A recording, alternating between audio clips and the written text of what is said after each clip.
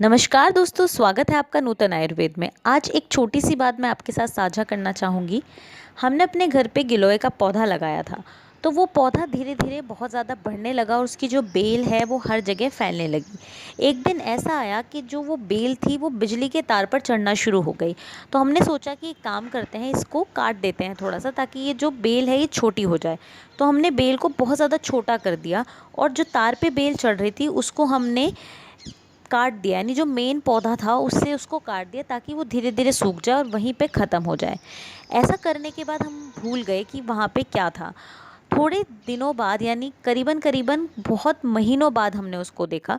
तो जब हमने महीनों बाद देखा तो हमारा ध्यान गया कि वो जो बेल है वो दोबारा से बढ़ने लगी है। ना ही तो उसकी जड़ है मिट्टी में, ना ही उसका मेन पौधे से कोई संपर्क है, पर फिर भी वो बढ़ने लगी है और उसमें छोटी छोटी पत्तियां आने लगी हैं। तो इससे हमें पता चला कि ये दोबारा से चलना शुरू हो गई है।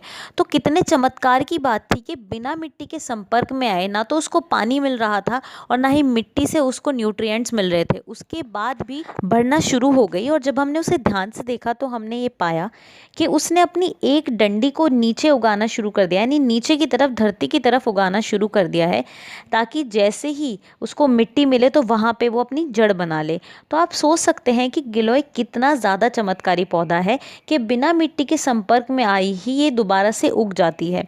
तो इसीलिए आप सोच सकते हैं कि गिलोय अगर इतना चमत्कारी है और जीने की इतनी संभावना है उसमें, तो अगर हम उसका सेवन करेंगे तो हमारे शरीर में वो कितना फ़ायदा हमें पहुंचाएगी।